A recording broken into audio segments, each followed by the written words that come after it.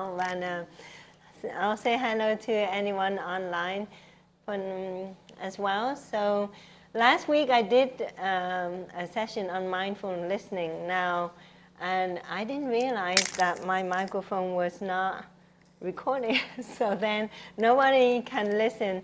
So I'm going to do the retake today on the same topic. Judy was here last week, so we're going through the same topic again, Judy. So I thought about mindful listening because, you know, in my job, I listen. The one thing I have to do is to listen. And if I don't listen well, I'm not going to be a good doctor, right? Because I extract information from my patients. And so I have to practice my listening skill. But being a doctor of 20-something years, I am 100% good at it? Oh, no way. No way. So I think that the listening skill is something that is very important for all of us. Now, I don't know if we all remember the meaning of the name of our center, Nirodha. Who remembers the meaning of Nirodha? Yes? I do, but I should not be the one to say it. So, I just read it recently too. yeah. So Nirodha is the word in Sanskrit, I think, in Buddhism and also in Hinduism as well. But it means the cessation of suffering, so the end of suffering. So this is what we chose it because Dr. McCarthy suggested it, and he is a long time, he practiced Buddhism long before I even got into the proper practice of Buddhism, and he was the one who suggested that we should use that name for our center, because what we do here is we help people to ease their suffering, not just physical suffering, but mental suffering. Now, if we do the mindful listening practice, how important do you think that is in terms of ending our suffering? What skills is that? Would you rank listening as the top skill that we have to have? I would say yes. Yes? Yeah. Yes? Everybody agrees? Yeah? Never thought about it before, but yeah. Yes. So, you know, so listening, I was listening to someone on TED Talk this morning, and he said, we have to listen twice as much, 3 times as much, many times as much as we talk. And that's why he said God gives us 2 ears and only 1 mouth. But through listening, we don't just listen to the words. We also listen to the meaning behind the words, and we listen to the body language. So we're talking about both listening with the ears and listening with the eyes, right? Because we don't just listen to the words for meanings, we listen to the body language too. So when we listen, we have to listen with both our ears and our eyes. So people think we only listen with the ears. No. We have to learn how to listen to the eyes as well. And the body language can give us a lot of cues. The other person doesn't have to say much, but if we listen with our eyes, we can see a lot of meanings there. Right, Jeff? Right. Yes. Yeah. So now, not listening can lead to suffering, right? Oh, yes. Not listening can lead to suffering. lots of suffering, misunderstanding, hurt, pain, on all of that. So how do we acquire the skill of listening?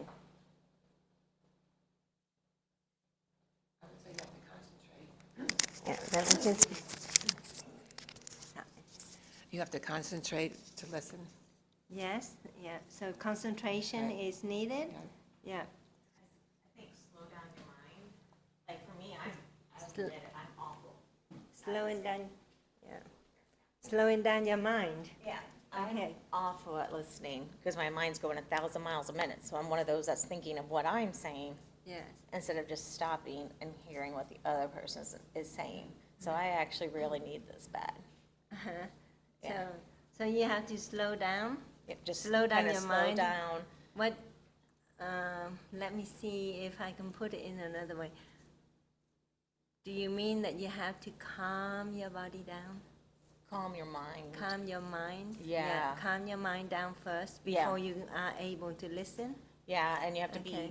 be in that moment Yes. to be able to stop everything else around you and focus Uh-huh. on one person. And I struggle with that Uh-huh. because I'm ping-ponging around everywhere. Okay. Yeah. So we have concentration and focus, and we have calming of the mind. What else? Let me just go. Some people. Okay. So Passion about it. you have to be passionate Yeah. about Passionate listening. yeah. Yeah. If you don't like to say, kind of take time, but it's more like you have to be passionate. Like, okay, you have to really focus when you're Yeah. listening. What So, people say, yeah. passionate about it. Okay. Empathy. Empathy. Yes. Yes, empathy and Yeah. selflessness. Yes. Because usually Okay. you're too concerned about yourself to hear. Yeah. Yeah, So. as you say, reaction is. Reaction, yes, Yeah. yeah. So to have the skill of listening, you don't just use your ears to listen. You have to have other qualities to be a good listener. So we have to have concentration. We have to have compassion or the passion and empathy and being calm at the moment that you are listening to, right? Yeah.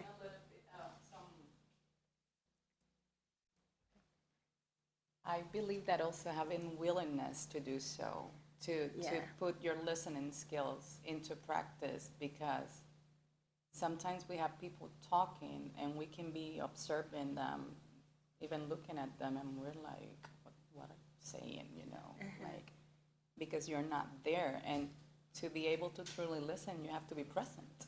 Right. Yeah. Because if not, you're not going to allow yourself to put that skill into practice. Yeah. It would probably save a lot of marriages. Oh, yes. And a lot of relationships in general. Relationships in general, yeah. Yes. Relationships in general, marriages. Yes, Chris. Yes. So let me just go back to you. Sorry. Okay. Yeah. Well, you talk about how important it was for you to be a good listener because you're a doctor. Yes. And, well, I was a lawyer, and I was a trial lawyer, so I did jury trials. Yes. And one thing that I learned early on was, on behalf of your defendant, because I was a public defender, so I was representing criminals, Yes. Wow. alleged criminals. And it's really important that the lawyer representing the alleged criminal gets the jury to like them. And one of the most important parts of getting the jury to like you is to have eye contact with them when you're talking to them. Yeah. They don't speak back to you. Jurors don't speak back, okay? Yes. They're not allowed to. But you speak to them. And you should never speak to them with your back to them. Oh, right. You Body should language, always yeah. be facing the jury. And Yes. you try to, in the course of the trial, have eye contact with all 12 of them. Yeah. So Okay. listening is really important in that kind of a profession. Yes, yes, thank you for sharing. So Yeah. you emphasize the point that we talked about, talking with our eyes, right? Yeah, talking with our eyes and our ears. Yeah, you show me somebody in a jury trial who has not had good eye contact with the jurors, Yeah. and I'll show you somebody who lost the case. Oh, okay. Really? Yes. Yeah. Because sometimes those cases are close, Yeah. and even though the jury isn't supposed to consider whether they like the lawyer for the defendant or Yeah. not, because they're not supposed to, that's not supposed to be a reason, that's not evidence. But Right. they do. Yes. It's human nature. Uh-huh. They do. Yes. I've had jurors after the trial tell me that. Oh, Mr. Parrish, I like you better than the prosecutor.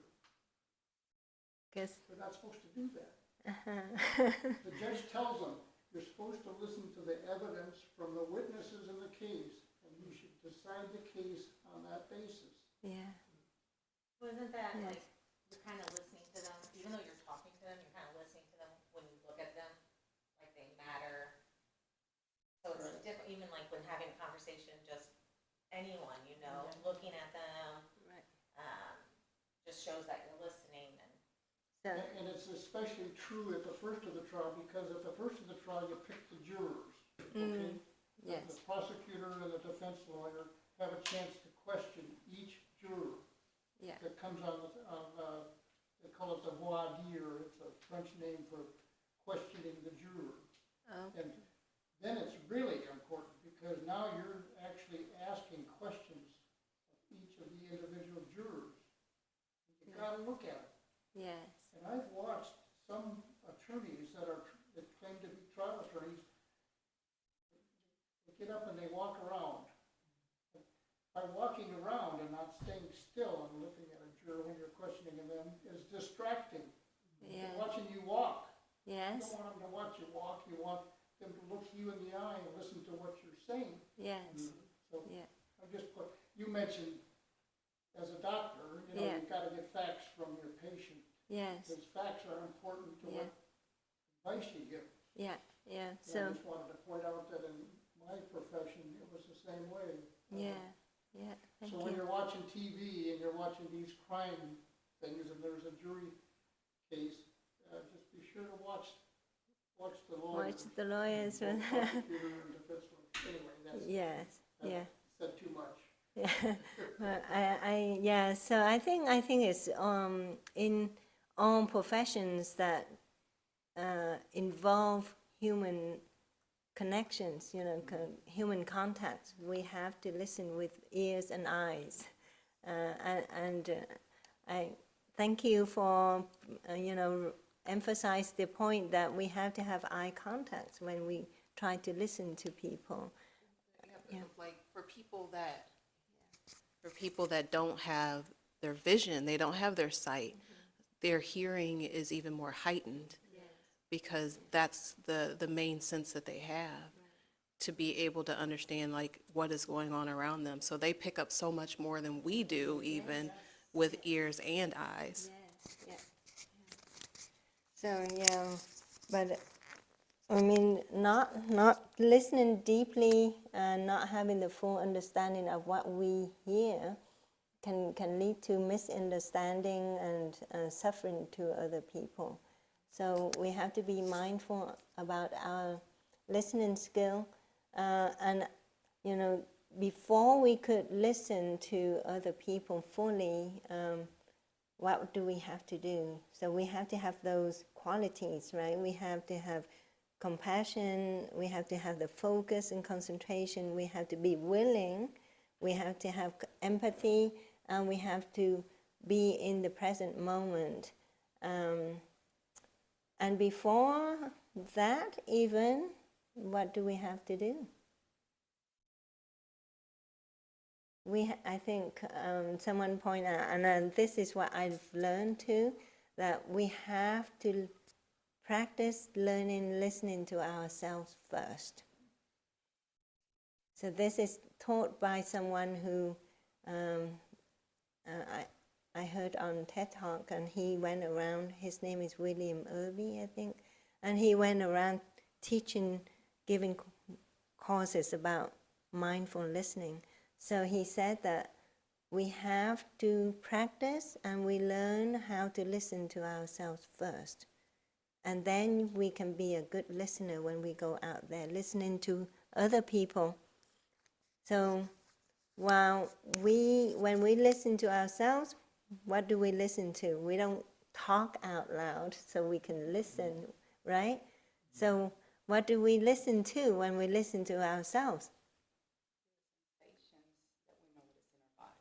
Yes, so we listen to our sensations.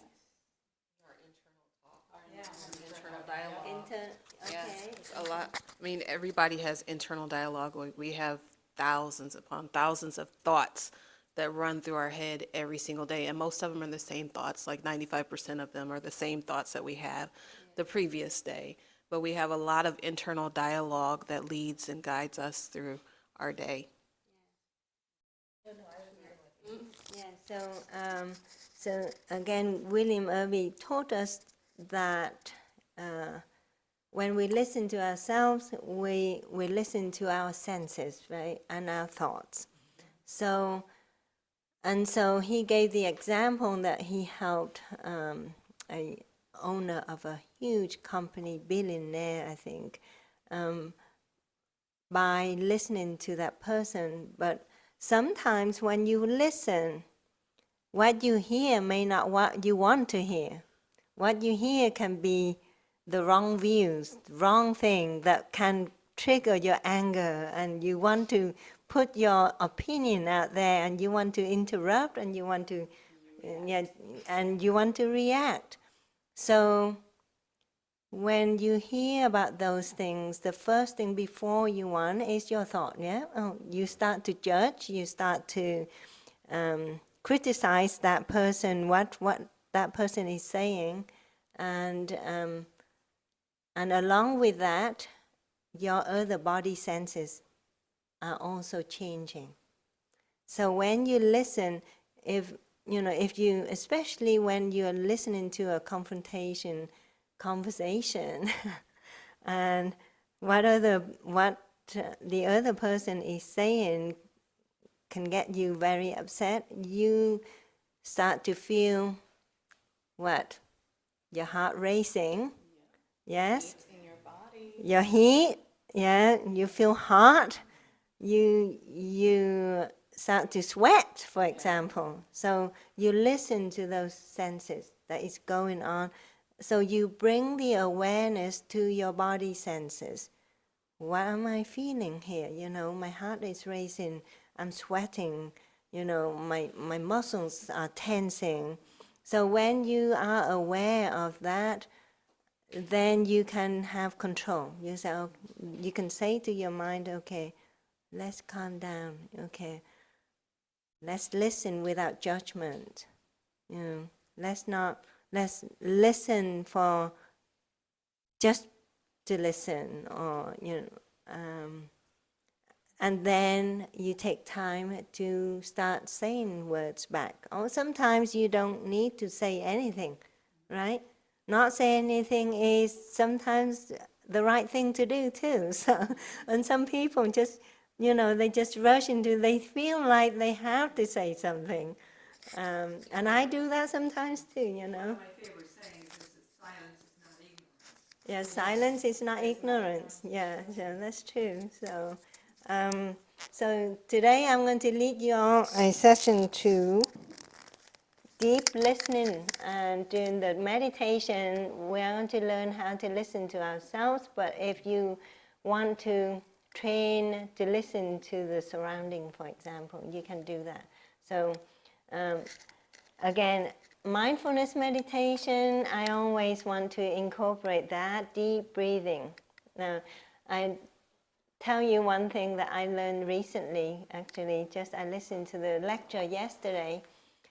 This deep breathing exercise that we do that activate the vagus nerve, it is the powerful anti-inflammatory treatment of all.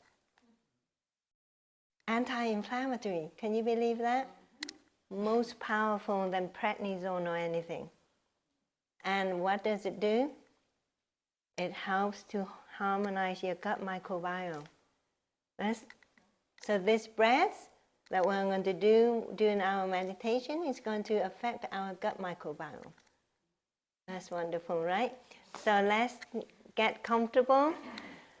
So make sure your back is straight, your shoulders are relaxed.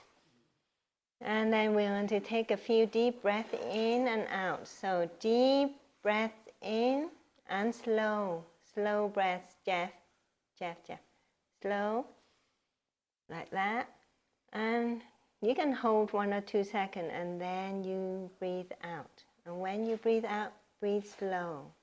Because quick breathing is going to activate the sympathetic nervous system, right? Okay, so slow and deep. Deep breath in and slowly breathing out.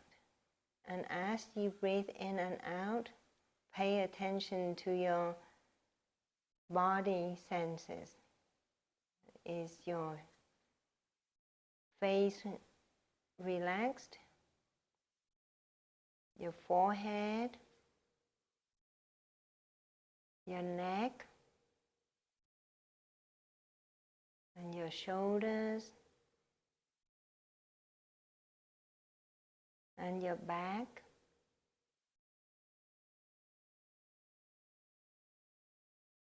And your hips and thighs and knees, ankles and feet.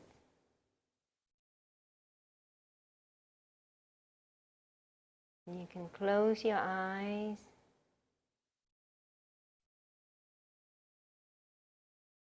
Deep breathing in.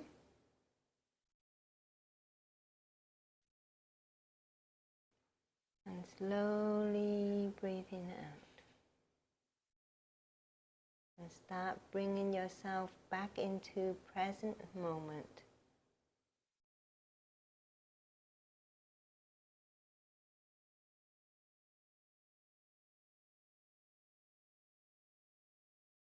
And just following your breath.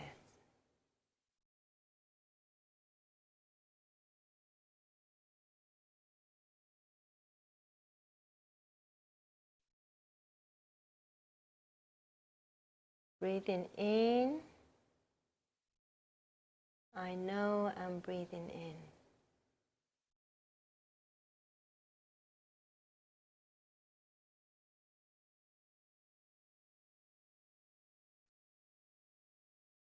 Breathing out. I know I'm breathing out.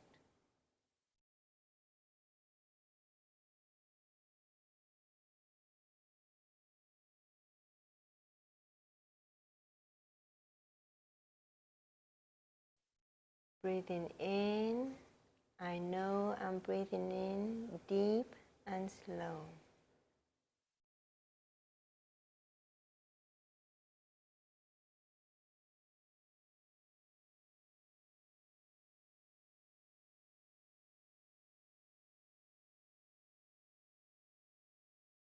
Breathing out, I know that my out breath is slower than my in breath.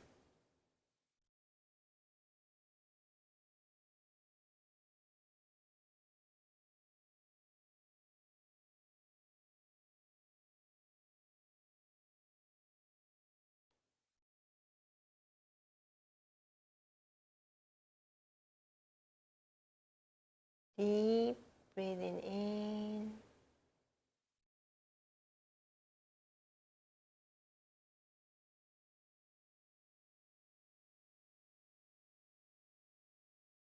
And slowly breathing out.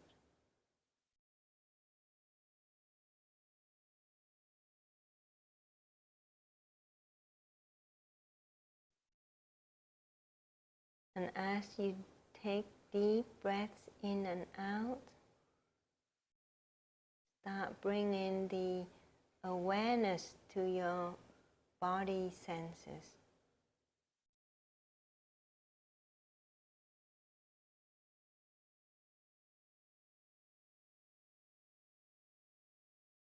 how you are feeling at this moment in time.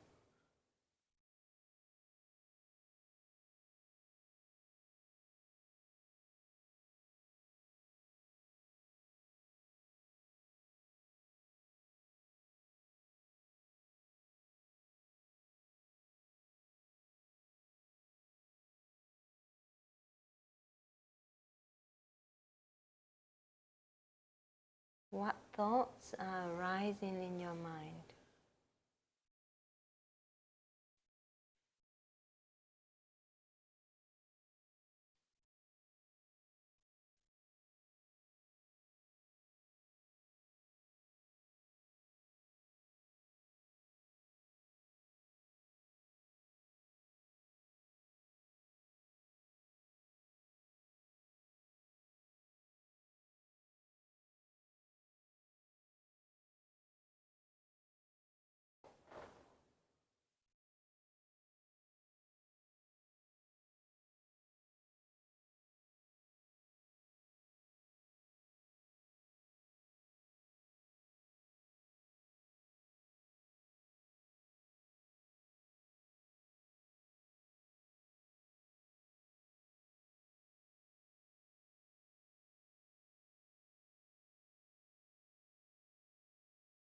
Deep breathing in,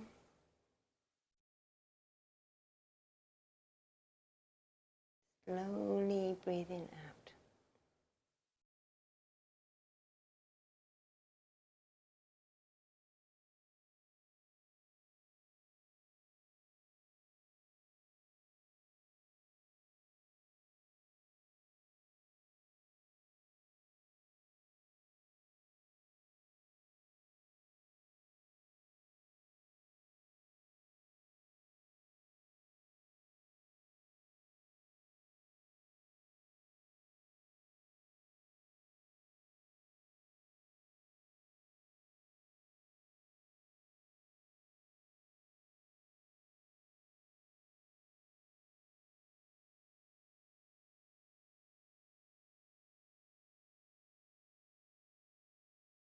As you take deep breaths in and out,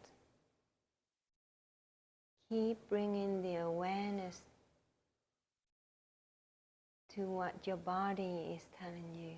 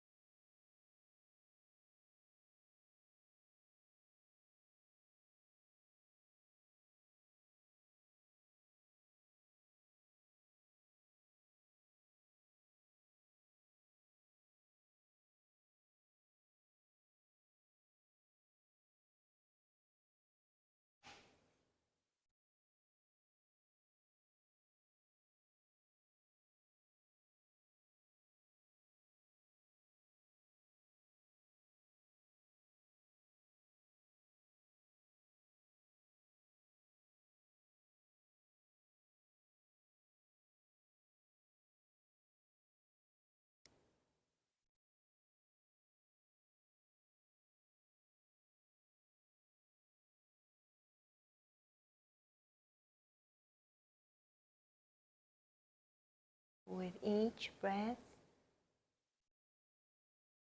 we listen deeply.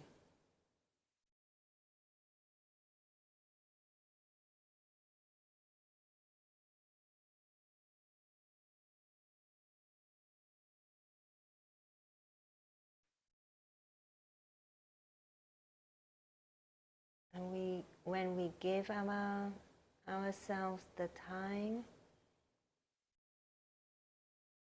and the space,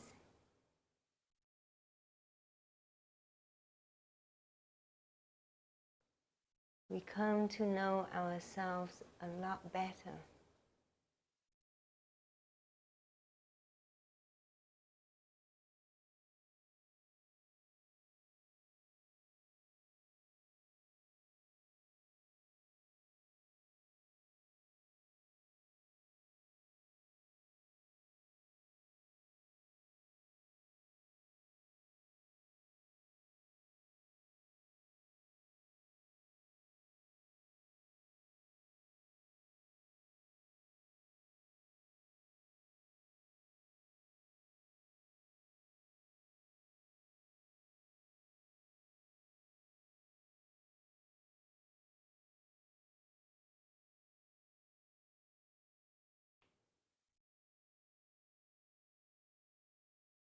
Deep breathing in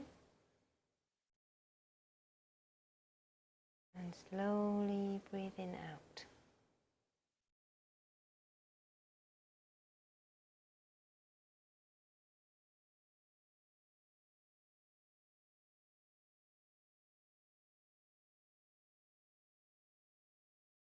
In this moment, we practice to listen, just to listen.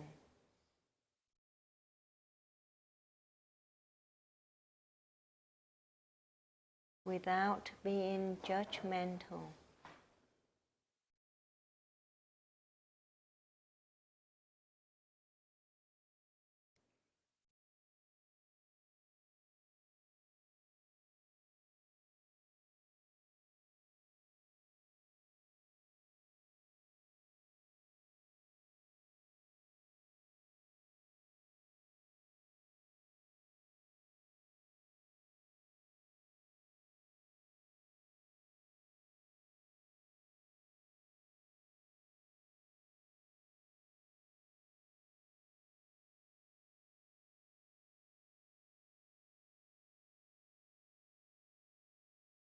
And sometimes, when we try to listen to ourselves, it may bring back painful memories.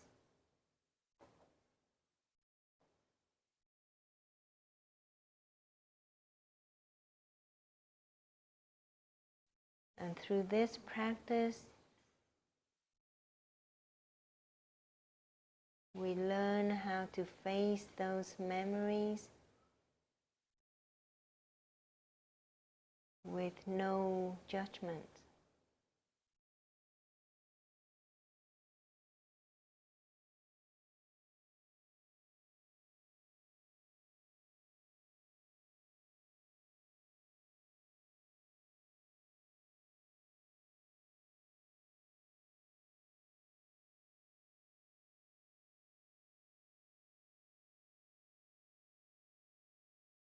And through this mindfulness meditation,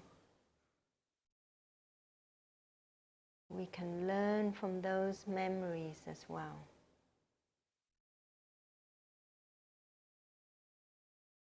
What could we have done better?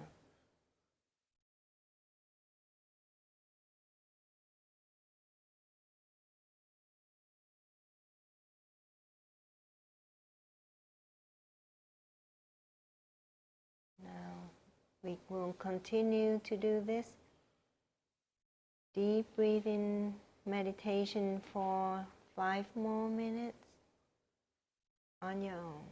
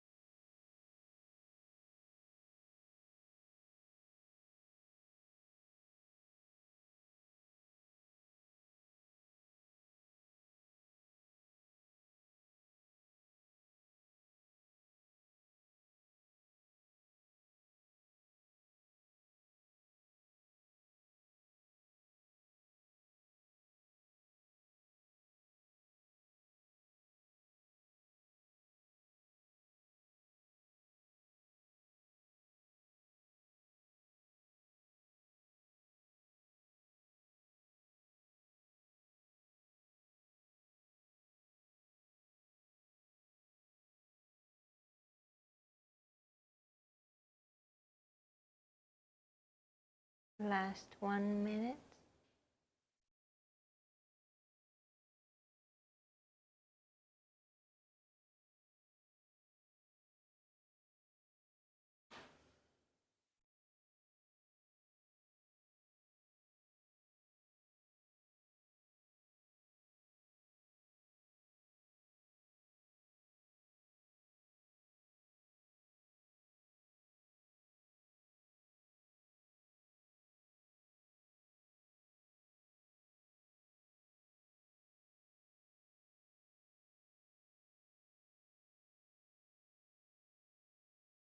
Now start bringing your awareness back to your breath, back to this present moment, and back to the room. You can start moving your fingers and toes if you want to. And then slowly opening your eyes.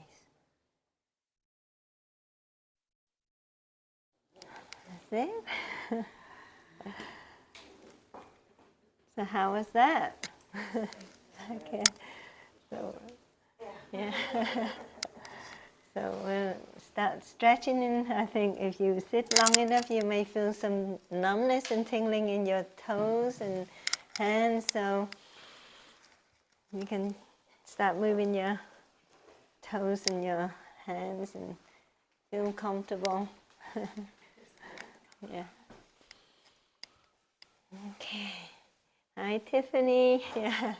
So Tiffany is our new member. So, but I'm so glad to get to know Tiffany through Lucretia. So Tiffany is a long-time yoga teacher and meditation teacher as well. So we're so glad to know her, and hopefully she will help us, with get to the center, grow. Yeah, yeah. So She's amazing. yeah, and Tiffany teaches kids too, right? Yeah, yeah. So yeah, and yeah. So okay.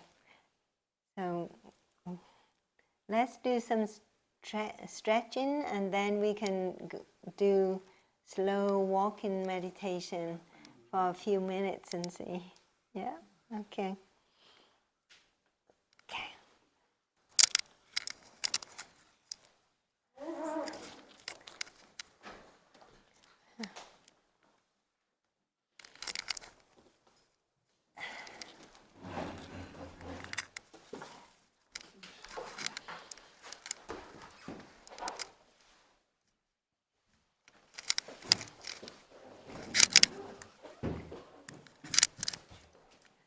So we can do this for a few times just to get our circulation moving. And don't forget to take deep breaths in and out as you do this, okay? Because your breaths are your tools to help you to get a lot of oxygen in. And then you exhale a lot of carbon dioxide as well. And then I like this movement too. This, you can feel your upper arm, upper body moving, right? Okay. And then what we can do is we can stretch ourselves like this. So deep breath in with both arms up. And then you can you put your fingers in between each other like that, and then you turn to one side like this. Okay, so breathe out, you do this, and then deep breath in, and then breathing out, you turn to the other side. Stretch the side of your back. Okay, and breathe in, and breathe out, and breathe in, and breathe out. And then you can put your arms behind your back like this, and then you swing to one side, and breathe. Swing to the other side, and then I mean, if you feel comfortable, you can also bend downwards like this. But if you don't, if you have tendency to fall, I don't want you to do that. Okay, so you bend down like this, and then you feel the lower back stretching out, and then you stand up. Or if you feel comfortable doing this, down with your arms down to the ground, you can do that too. Okay, do whatever you can. That way you can stretch out your lower back. Okay, that's it.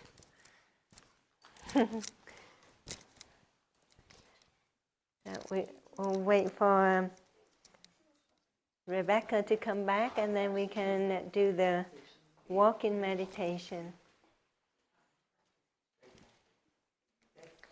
So with this walking meditation, we are going to use the bell sound. So we listen. I'm not going to say, but I'm not going to say much, but I'm going to use the bell.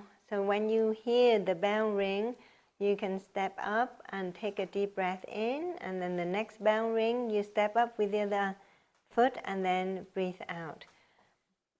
Everybody can do their own pattern of breathing and walking, right? Walking meditation helps us to slow down too. But I think Lucretia does a lot of meditation with fast walking too, right? When you, yeah. Slow Yeah. walking, but just like if you're out and about, you're not going to like get a slower walk. Breathing. So I generally do like 3 steps breathing in, 3 steps breathing out. So Yeah.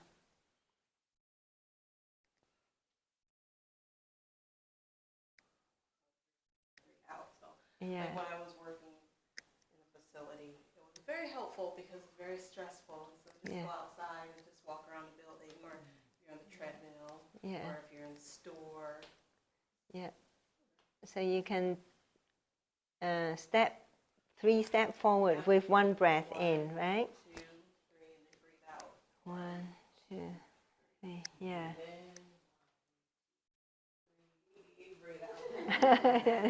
Yeah. Yeah. So, yeah. But here we have a small space, so we will do very slow walk. So like if I ring the bell like this, you step up, right? Yeah. Yeah. Yeah? Okay. Breathe in.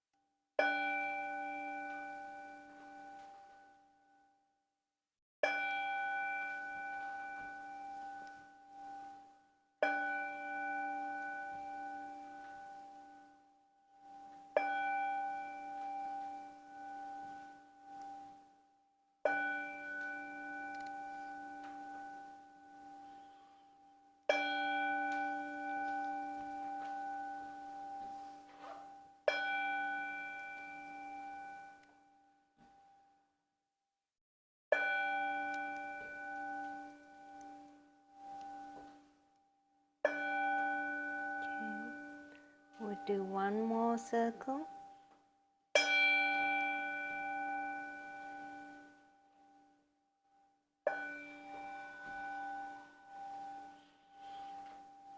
Keep deep breathing in and out.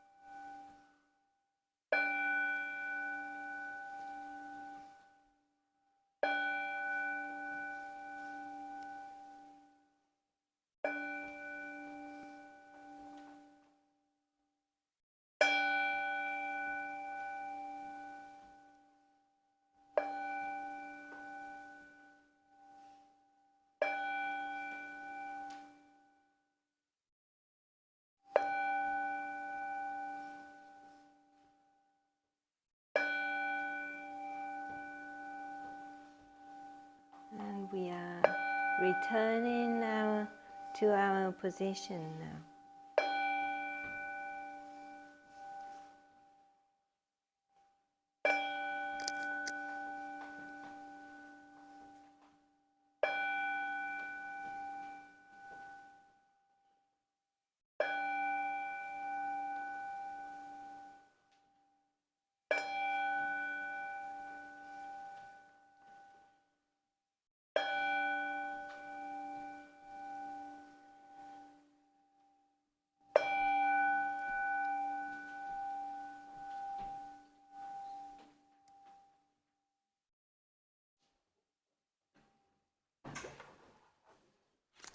Okay.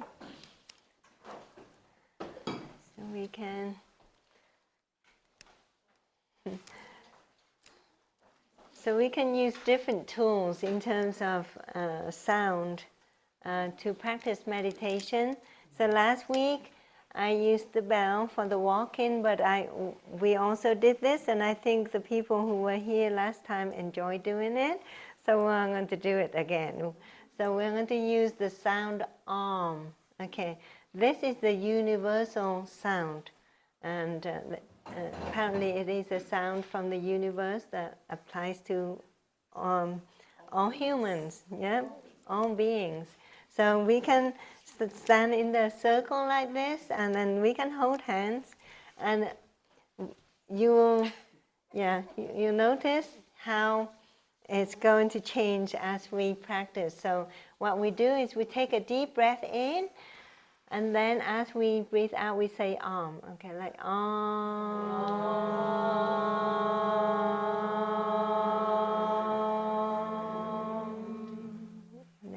breath in.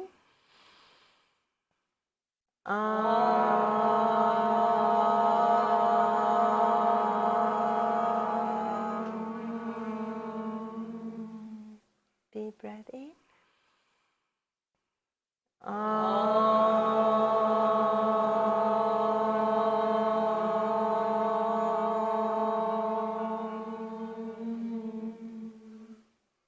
And keep doing that, yeah. And so we'll do that for about 5 minutes or so. Okay, let's begin. And I won't say deep breath in, but that's how we do. Okay, now, let's start. Deep breath in.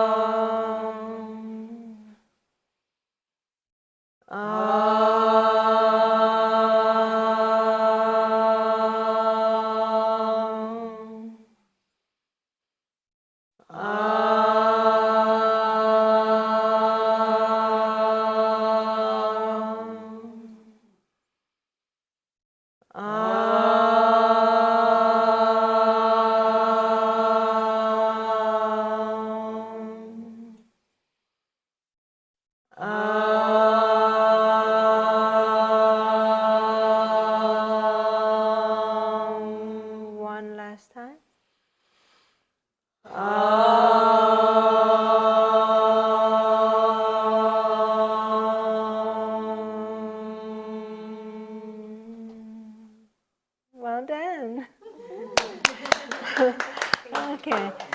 All right. So let's take a seat and we can share our experiences. So,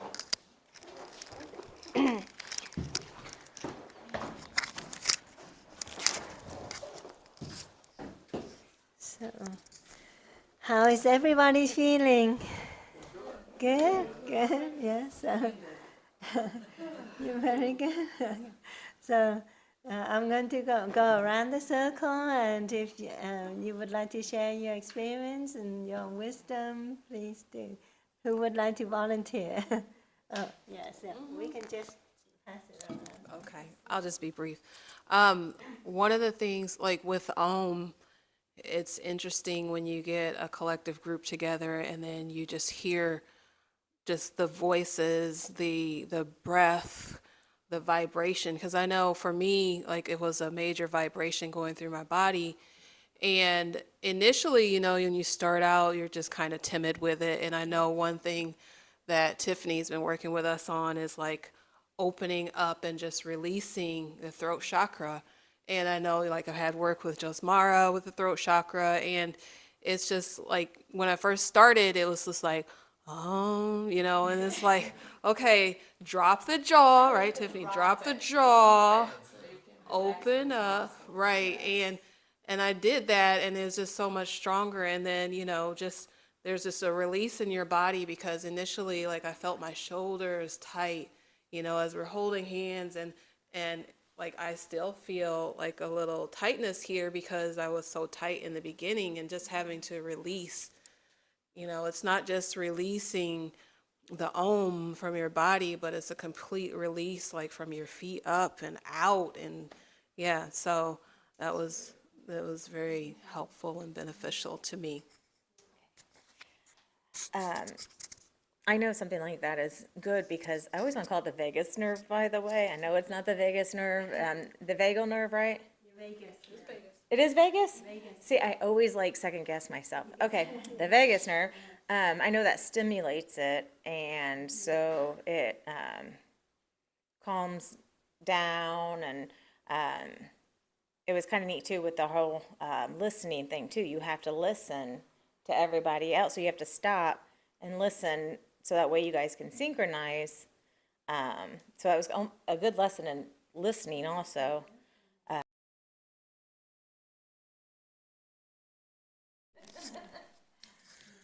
Well, I think a little differently, so bear with me. So when I have a lot of conversations throughout the day with lots of different people in my job, I try not to say the word in between that. So this was a good opportunity for me to get all those out. But anyway, I just did it. So I believe that we live in such a fast-moving society that having a forced slowdown, so to speak, where you can focus on the basics, I think is cleansing, and that's what I'm taking away. So thank you. I didn't think that was very different. I've heard weirder from you. I'm kidding. Oh, the first part was the weird part, getting the ums out. Because that's what popped in my mind while I was there. I'm going to expand on what he just said. My wife and I have been retired. She's been retired about 20 years, and I've been retired about 15 years. And it seems like we're busier now than I was when I was working full time. So I'm having a hard time finding time to do this. And so that's what I'm working on, because I agree that it's very important, and I think my life will be better. And, you know, we're both in our 80s, so as you go forward, health is a big issue. And maybe this will help with health. I'm hoping it does.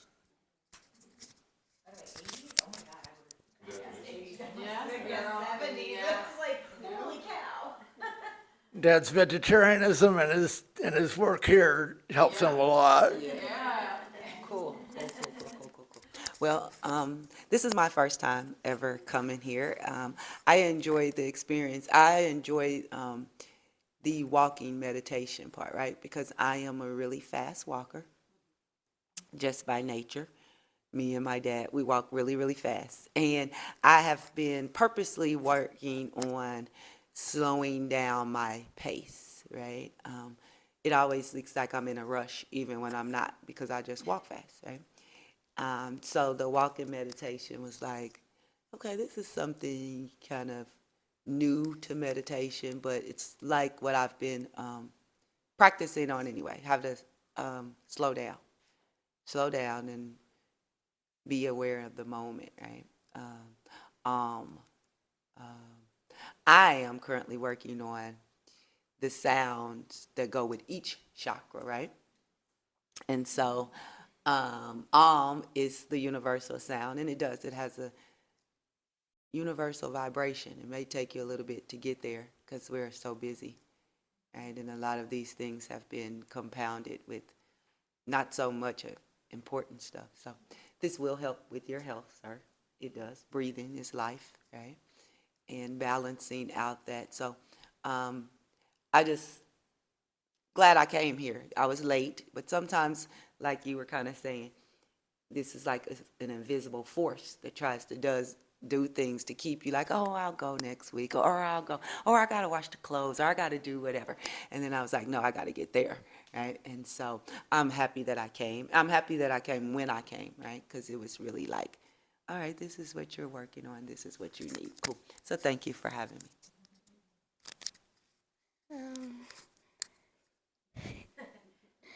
Just how was it for you, Grace? Good. What's good about good? Yeah, I was about to ask. I like the part that we just did. Chanting. Yeah. The chanting part, that's Yeah. fun, right? Cool. It feels like, How did it feel? Relaxing. I liked how we were, Relaxing. yeah, together in a group and. You can get your friends to do it together. yeah. That's great. Thank you for sharing. Yeah, we did this last week, and I never did it before. I kind of was looking forward, you're going to do it again. Because when we're sitting and we're doing the first part of meditation, it feels like we're individuals, but for this part, it feels like we're a community. Like, it's different. I love that. Thank you. I don't know what to say. It's always feel relaxing when I'm coming here for sure. Kind of remind me to slow down and think about everything that she teaches every week about different subject that we have to focus on. So like kind of remind me everything like what you need to do every day, and then the thing. I feel like when I'm closing my eye, I can see that I'm standing in the empty mountain space that when you say something, you can echo back to you and then kind of vibrate everything and feel like you're out there in the world. So like very relaxing. So I don't know what else to say, but that's how I feel. Thank you. I guess I can take a little bit of what every one of you said about how, a feeling it is, relaxing, taking the time to be aware of your body and feeling, getting rid of what shouldn't be there, basically, letting it all out. And it is encouraging to hear what everybody has said and share with their experiences. Well, I think all of you said a lot of things that I will definitely agree with. The chanting part was, I will say, powerful. And like Yuri was mentioning, every time we come together as a community and we, for example, do this type of things and we practice not only the universal, sound, but we use like sound and frequencies. Every time we come together and we do this, we come together as one and we become one because our vibrations begin to echo and create ripples. in all around us. And that's the beauty of coming to places like this, because they give you the opportunity to slow down, to slow your pace and keep doing it intentionally and purposely, of slowing your mind a little bit. And I feel like today's lesson was and is very important for each of us here and for everybody watching us as well, because if we don't listen, we don't learn. And my dad has a saying in Spanish. He even made t-shirts with that. And it took me a while to understand that. It took me until a couple of years back where I started going more deep into meditation, that what he was saying this whole time was so accurate and so truthful. Because he said that you have to be fast to listen, fast and steady to listen, but slow to talk. And it did not make sense to me until a couple of years ago. And now that it's something that I do carry with me every day of my life. And after finishing the mindfulness meditation program, that it's a skill that if we don't develop, not as instructors in meditation or any spiritual practice or any health practice, if we don't learn to listen as human beings, our society is gonna still, fall into a hole, and we're not gonna be able to have meaningful and beautiful relationships. So thank you for this today. Yeah, so thank you all for attending the session today. So the skill of listening is not a natural skill. To be perfect at listening, we all have to learn, and we have to continue to learn. Age, doesn't, as we get older, doesn't mean that we are a good listener if we don't practice. And I made mistakes too. You can ask my husband what I did last week. I said, I don't want to listen. Okay, how many times did we have that conversation between husband and wife? I don't want to listen. I don't want to talk. But sometimes. I don't want to talk about that. Not right now. I don't want to listen. But that's not that was the wrong action and wrong view. You have to be prepared to listen and to talk. But the other is the communication. So like I said, okay, my husband may misunderstand me that when I said I don't want to listen now, I don't want to talk. What I meant is that I don't want to talk now. Now is not the right moment to talk. Now is the moment for me to listen. So a lot of people tend to feel like they have to talk in this moment, especially parents and children. So I have a friend who... Politicians. Yes. Yeah. You need to have all these candidates that are running for president. Yes. You need to have a session with all of them. Right? Teach them how to listen. Listen, yes, listen. Yeah, instead of talking. So yeah, I have a friend who confided in me about some trouble that she has in the family, and I said, then she said, well, my daughter said something wrong, so I have to stop her right there and tell her not to talk like that. And all. I said, no, I think in that moment you need to listen. You listen, let her talk, and choose your moment to talk later on. So you don't, yeah, so. Well, that is something that I also, my 9-year-old reminds me often. She's like, Ma, you said that I need to be a good listener, but when I try to talk to you, sometimes you're not the best listener. And I'm like, thanks for reminding me. Even though that just makes me like, sometimes inside I'm just so thankful that she can bring me back to that and bring me back to the present moment so I don't react and assume and do all those things that we do before we even listen. What I think it is, in a way, because she's looking at me, and I know it's a problem, but the same time, by Yeah. us not listening, we teach them not to listen. Yes, right. Yeah. Yeah. Yeah. So it goes both ways. But she I was don't just know. doing it, she was just listening for her to So, everything being said. yeah. So I That goes also for third-party things. So like last night, we were talking to our oldest about what are you doing with your life? You need to do something. So he's known for lecturing and going on, and I'm known to be disrespectful of that. And she teaches my daughter then to tune them out. And so I need to work on that as the third party in that situation to show Yeah. respect. yes. Yeah, you like me coming here, don't you? To show respect in that moment. So This is recorded, right? Yeah. You can go back to it anytime, remember. Well, we can be ourselves here. The thing is, you know,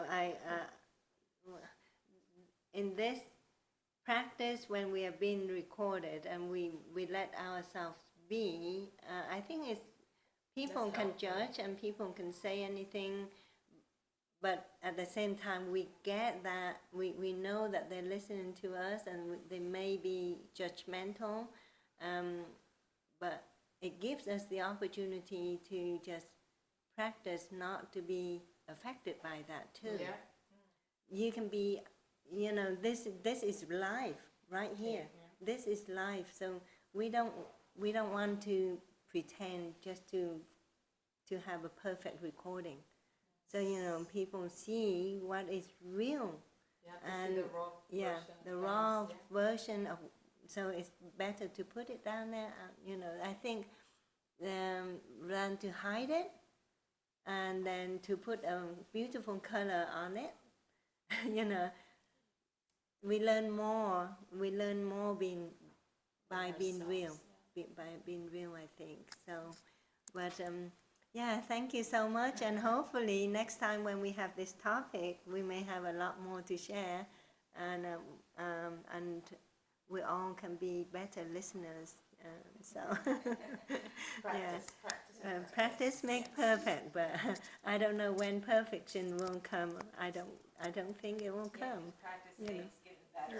Getting Yeah, better. getting That's how I better. say it. Yeah. I don't use the perfection part. I always say that the more you practice, the better you The get. better, yeah, Yes. you get better at what you practice.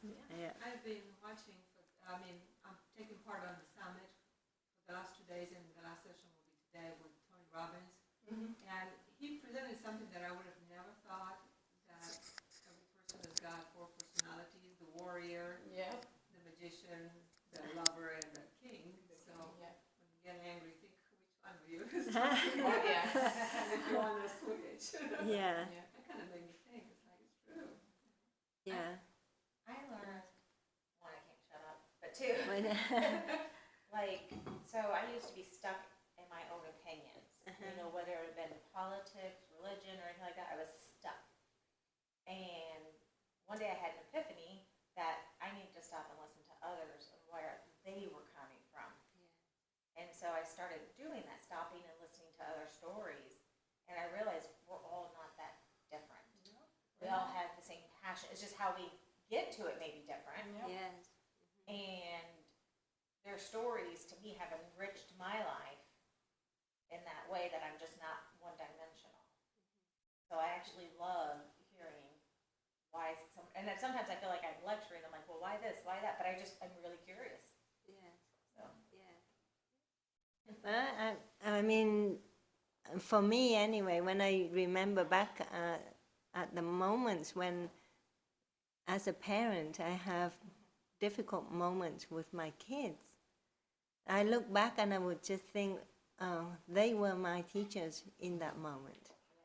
So then I think about it with compassion and gratefulness and gratitude rather than think about it with, frustration or things like that. So, I think it's the way we train our mind to think differently is going to help us to have better skills, I think. Yeah, all right. Well, I hope everybody have a good weekend, and we'll look forward to see you again next week. And say bye to everyone online. Hope everybody have a beautiful, happy weekend. And namaste.